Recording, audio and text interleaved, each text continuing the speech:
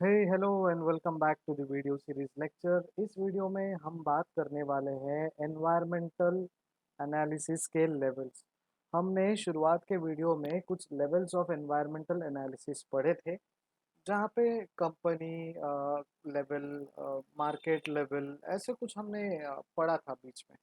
ठीक है, तो अब वो लेवल्स को हम जानेंगे थोड़े से, एकदम थोड़े से डिटेल में कि क्या है वो लेवल। ठीक है, तो आइए देखते हैं क्या है वो लेवल और कैसे हम उसे देखेंगे।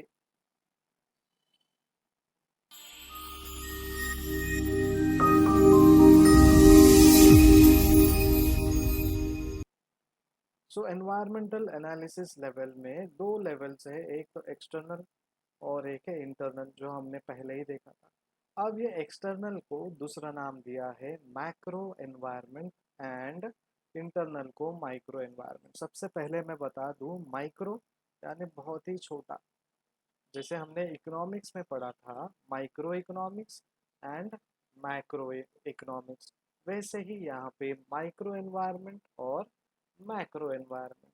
अब माइक्रो यानी इंटरनल एनवायरनमेंट में क्या लिखा है? It's competencies, capabilities, resources and competitiveness. ठीक है, तो ये जो कॉम्पिटेंसीज है, कैपेबिलिटीज है और रिसोर्स और कॉम्पिटिटिवनेस, इसमें इंटरनल एनवायरनमेंट में आते हैं। और उसमें हम दो चीज़ को एनालाइज करते हैं, हमारे ऑर्गेनाइजेशंस के स्ट्रेंथ को और हमारे ऑर्गेनाइजेशंस के वीकनेस को, राइट। लेकिन जब हम मैक्रो एनवायरनमेंट में जाते हैं तो इंडस्ट्री एंड कॉम्पिटिटिव कंडीशंस, ये दो चीज़ों के बारे में हम एनालाइज करते हैं और ये हमें बताता है अपॉर्चुनिटीज़ क्या है हमारे पास और हमारे थ्रेट्स क्या है। ठीक है, तो micro environment that is internal environment, macro environment that is external environment. अब जब डायग्रामेटिक फॉर्म में हम देखेंगे तो देखिए, firm level, industry level, macro level. अब डायरेक्टली इसने यहाँ पे मैक्रो लेवल हमने ग्राफ में ले लिया। ठीक है, तो ये फर्म लेवल में क्या होता है? सिर्फ ऑर्गेनाइजेशन के अंदर, firm is nothing but your company. तो कंपनी के अंदर जो भी एनवायरनमेंट है वो एनवायरनमेंट यहाँ पे आता है और उसमें हम दो चीज देखते हैं। क्या देखते हैं? Strength and weakness. रिपीट करो, क्या देखते हैं? Yes, strength and weakness. ठीक है, जब हम इंडस्ट्री लेवल में जाते हैं तो हमें बहुत थोड़ा सा और माइंड ओपन करना ज़रूरी है, जहाँ पे कॉम्पिटिशन्स की बात करते हैं, हमारे सब्स्टिट्यूट्स के बारे में बात होती है, कस्टमर्स के बारे में बात होती है, सप्लायर्स के बारे में बात होती है। तो जब इंडस्ट्री लेवल में बात करते हैं तो हमारे लिए, हमारे टक्कर में कौन है? देखिए, कॉलगेट एक ही कंपनी का नहीं आता है।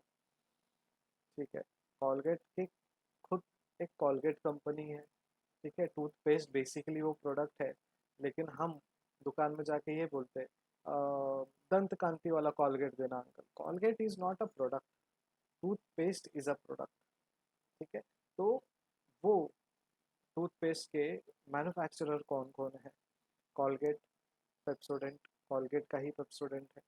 ठीक है, उसके बाद दंत कांति, उसके बाद पतंजलि का एक टूथपेस्ट है। कंपटीशन है मार्केट में।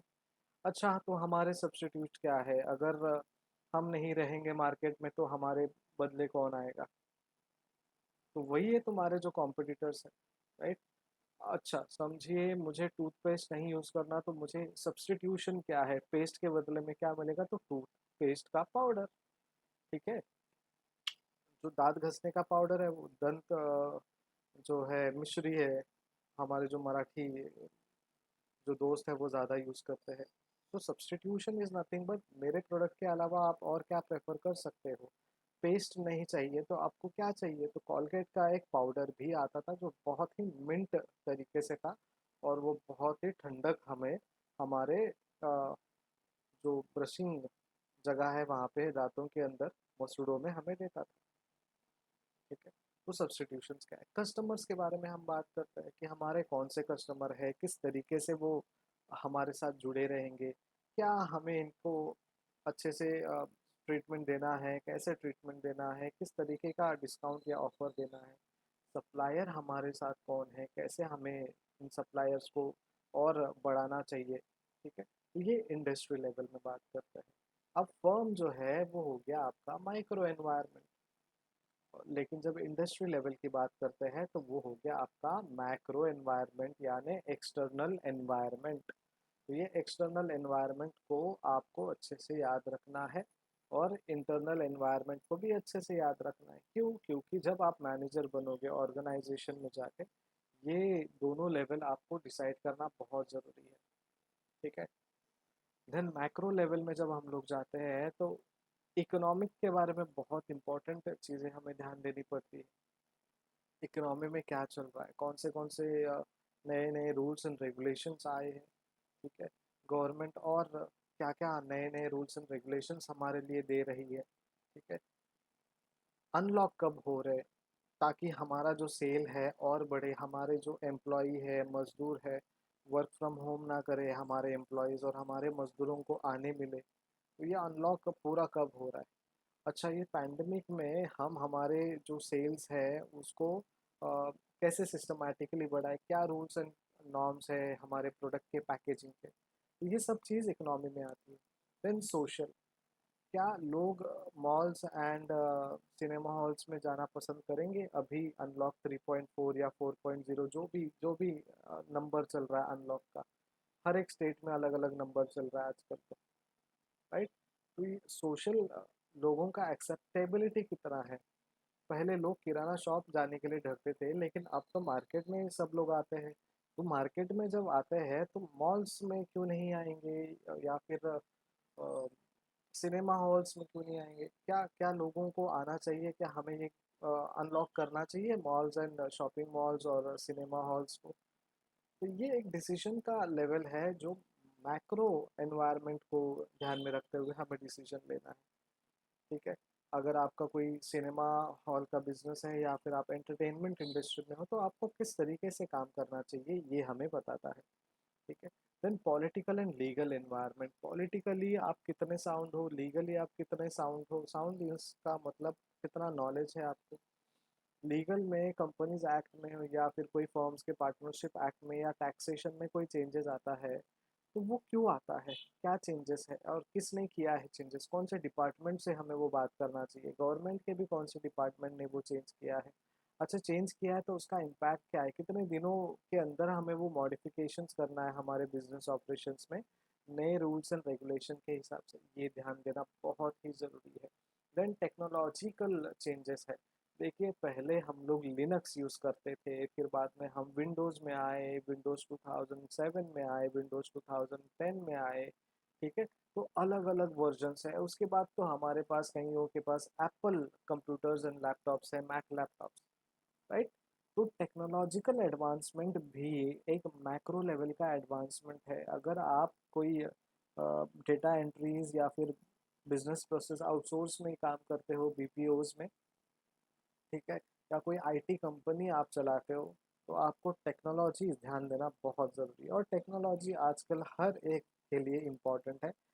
जैसे ही लॉकडाउन आ गया, लोगों ने कैश ट्रांजैक्शन कम कर दिया और गूगल पे, पेटीएम, राइट, स्कैन एंड पे, ये सारा चीज़ चालू कर दिया। क्यों? लोगों को डर है एक, कि कैश एक्सचेंज करना रिस्की है, और डर से भी ज़्यादा लोग कन्वीनियंट है कि हाँ चलो कोई नहीं, गूगल पे करना है, मोबाइल निकाला, स्कैन किया और पे कर दिया हमने।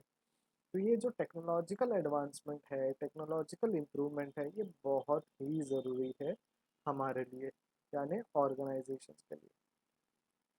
तो मैक्रो एनवायरमेंटल एनालिसिस में जनरल और रिमोट लेवल एनवायरनमेंट आते हैं। ठीक है। these components offer opportunities and threat for the firm. Its components are economic, political, social and technological and international. ठीक है। तो क्या क्या है components for offer opportunities and threat. तो ये मैक्रो एक्सटर्नल एनवायरनमेंट एनालिसिस जो है हमें अपॉर्चुनिटी देता है, और साथ साथ में अपॉर्चुनिटी के हमें थ्रेट्स भी कुछ रहते हैं। कभी अपॉर्चुनिटीज़ है तो कभी थ्रेट है, कभी अपॉर्चुनिटीज़ के साथ थ्रेट है, कभी थ्रेट के साथ अपॉर्चुनिटी है। तो अलग अलग कॉम्बिनेशंस में हमें ये कंपोनेंट जो है फ़ायदेमंद होता है। कंपोनेंट्स आर इकोनॉमिक, क्या क्या कंपोनेंट्स हमें मिलता है। इकोनॉमिक कंपोनेंट्स है, पॉलिटिकल कंपोनेंट है, सोशल कंपोनेंट है, टेक्नोलॉजिकल एंड इंटरनेशनल कंपोनेंट है। ठीक है। Then micro internal environment analysis जब हम लोग देखते हैं, जो ऑपरेटिंग लेवल में हमारे होता है, ऑपरेटिंग लेवल यानी companies level, its factors include competition. क्या क्या फैक्टर इंक्लूड होता है? Competition, supplier, customer, channels and man power. ठीक है। उसके बाद देर आर टू लेवल्स, दो लेवल है इसमें, एक तो इंडस्ट्री लेवल है और दूसरा कॉम्पिटिटिव लेवल है। इंडस्ट्री लेवल यानी company to company, competitive level यानी उन दोनों का जो रेस है वो। ठीक है। तो ये दो लेवल्स हमें ध्यान देने हैं। Then firm level internal analysis.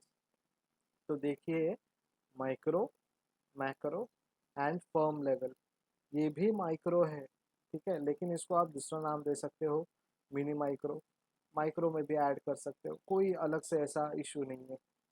The factors of this level of environment include functional management such as organizational, personal, marketing, production and financial components। तो ये जो फैक्टर्स है लेवल ऑफ एनवायरनमेंट का, वो इंक्लूड करता है हमारे ऑर्गेनाइजेशंस में। ठीक है। और ये जो फंक्शनल्स, जो भी फंक्शंस है, वो फंक्शंस क्या है फर्म लेवल के, ऑर्गेनाइजेशनल एनवायरनमेंट हो, पर्सनल एनवायरनमेंट हो, मार्केटिंग एनवायरनमेंट हो और प्रोडक्शन एनवायरनमेंट या फाइनेंशियल एनवायरमेंटल कंपोनेंट्स, ये सारे कंपोनेंट्स हमारे फर्म लेवल इंटरनल एनालिसिस में आते हैं। Thank you so much for watching. आपको कुछ भी क्वेरी हो, आप मुझे मेल कर सकते हो या फिर इस वीडियो के नीचे कमेंट सेक्शन में भी कमेंट कर सकते हो या फिर व्हाट्सएप में भी मैसेज कर सकते हो, कहीं से भी। My doors are open for you. Reply late आता है तो थोड़ा सा पेशेंस रखिए, लेकिन मैं आपको जैसे ही अवेलेबल रहूँगा आपको रिप्लाई करूँगा और आपके सवालों का जवाब दूँगा। Thank you so much. Keep watching and keep studying.